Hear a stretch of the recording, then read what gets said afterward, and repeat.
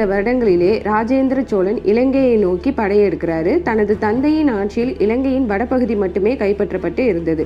ஆனால் ராஜேந்திர சோழனோ இலங்கை தீவை முற்றிலுமாக கைப்பற்றுவதில் ஆர்வம் காட்டுறாரு. தனது மாபெரும் படைகளை திரட்டி அடர்ந்த காட்டுக்குள் மறைந்திருந்த சிங்கள மன்னன் 5ஆம் மகிந்தனை வீழ்த்தி இலங்கை முழுவதையுமே வெற்றிகரமாக கைப்பற்றாரு. அதனைத் தொடர்ந்து மகிந்தனை சிறைப்படுத்தி சோழ நாட்டிற்கு கொண்டுட்டு வராரு. ராஜேந்திர சோழனின் தங்கை குந்தவை கிழக்கு சாளுக்கிய மன்னரான விமலாதித்தனை திருமணம் செய்கிறாங்க.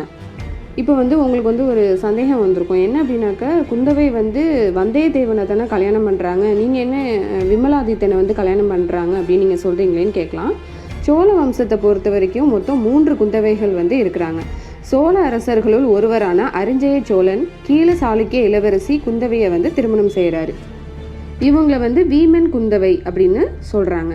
இவங்க தான் சோழ குலத்தோட முதலாம் குந்தவை.